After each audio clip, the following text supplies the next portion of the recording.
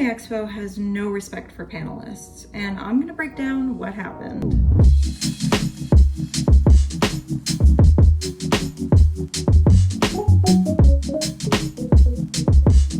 So, for context, my name is Marina, and I'm a cosplayer, model, and editor based out of Los Angeles, California. I've been a panelist for over a decade now, and in that time, I've done over 35 different panels at 5 separate conventions.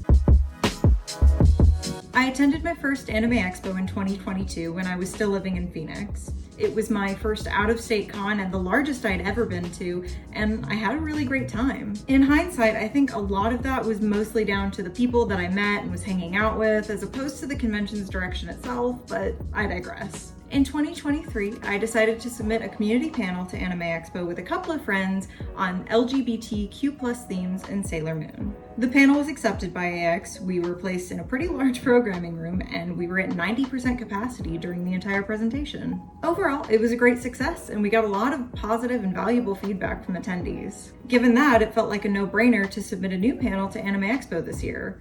And that's where things went wrong.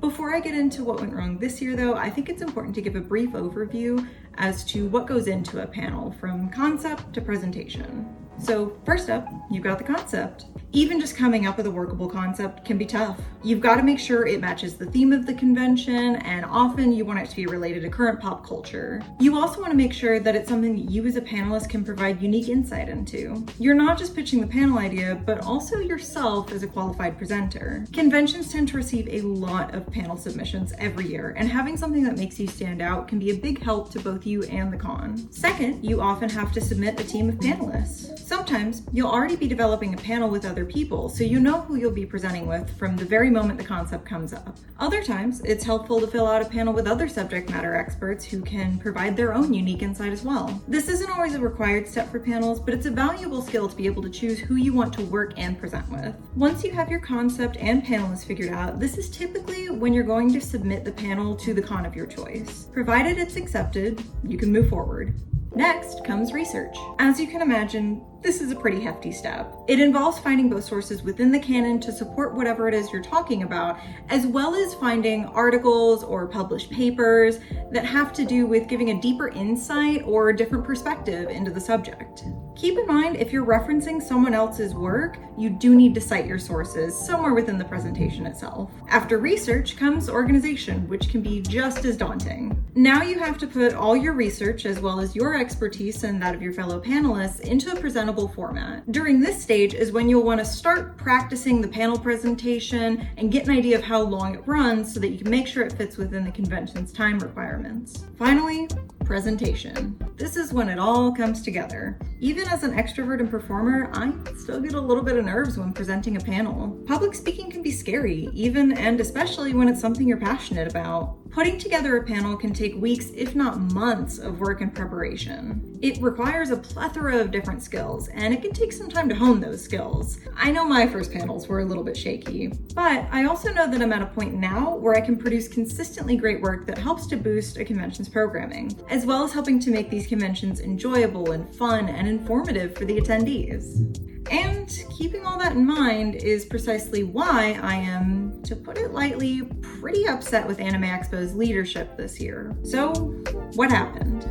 In January of this year, I started putting together a new panel with some friends in the hopes of submitting it to Anime Expo. I won't get into the specifics of the panel as I'm still hoping to present it elsewhere, but suffice it to say that we submitted the panel and we heard back in May that it had been accepted. I was really excited for my second year at such a large con, but things turned sour pretty quick. One of our panelists wanted to know the status of our badges, so just to be safe, I reached out via email to the programming coordinator. Last year, my panelists and I all received full weekend badges. This is widely considered to be the bare minimum in compensation for panelists who pour their work and expertise into boosting a convention's programming block. Because of this standard, last year's compensation, and the fact that nowhere on Anime Expo's website was there an indication of a policy change before or even after the panel submission window, I felt safe assuming nothing had changed. However, I quickly received word back that we would only be compensated with one-day badges for the day of our panel. I was frustrated, but I asked if panelists would receive any sort of discount on tickets for the remaining days of the convention. I was told no, meaning that if panelists wanted to enjoy the full convention, they'd have to buy a full weekend badge at full price. And given that Anime Expo's ticket prices have only gone up since last year, and panelists were only informed of the status of their submissions well after ticket prices had increased multiple times this year, each panelist would be looking at paying almost $200 just to attend the convention that they are putting work into. After talking to my panelists, we made the decision to email the programming coordinator one last time. We wanted to communicate our frustration as well as our hope that they would change this decision, and our willingness to pull the panel should they not. And they did not reverse the decision. Instead, they pulled our panel without further discussion and sent a canned response that essentially amounted to, "Thanks for your feedback, sorry you feel that way." To say I'm disappointed is an understatement. But I'm also concerned about the dangerous precedent that this sets for other conventions in terms of panelist compensation. That a con as large and as prominent as Anime Expo would make the decision to essentially leech off of panelists in our work, all while providing little to no compensation, has solidified that I will never be submitting another panel to them again. And I sincerely hope that more conventions do not follow suit. I'm making this video to warn other panelists, as well as to encourage us to fight for fair compensation of our work. After posting on Instagram that I'll no longer be attending the convention, a lot of people reached out for details of what happened, hence why this video is getting made. But I also found out from mutuals who have friends that are presenting panels at Anime Expo this year that they're still under the impression that they're getting full weekend badges. Again, given that there was no communication of this policy change until I directly reached out to the programming coordinator, this whole thing seems really underhanded. And I think it's likely that a lot of panelists are about to be sorely disappointed when they go to pick up their badges on day 0 and see that it's only for one day. In addition to this, I also found out from one of the models in the fashion show that models are also only being compensated with one-day badges. At this point, Anime Expo is just taking advantage of the passion of the people who represent the best parts of their convention. It's clearly money grubbing, it's disgusting, but most of all, it's just disappointing. So what now? I'm aware that Anime Expo is only a week away, so I want to be clear that I'm not calling for a boycott of the con. I have many friends who are going and they're going to enjoy the convention and they're going to see friends and have fun, and I don't see anything wrong with that.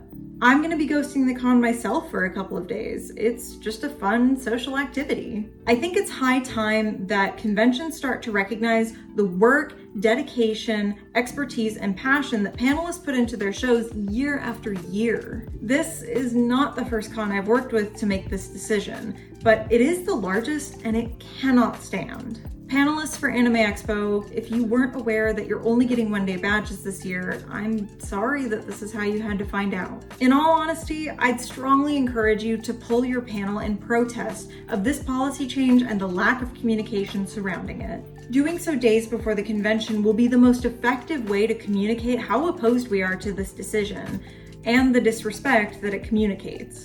At this point, since they're hardly compensating y'all fairly, I don't think there's much to lose. And there's better conventions to submit your panels to anyway. I hope this was informative and I appreciate everyone who made it to the end. I'm thinking of making a full video breaking down how to put on a panel at a convention, so let me know in the comments if you'd be interested in seeing that. Panelists, your work is worth it. It's absolutely worth the bare minimum in compensation and it's worth fighting for. Thanks for watching and I'll see you next time.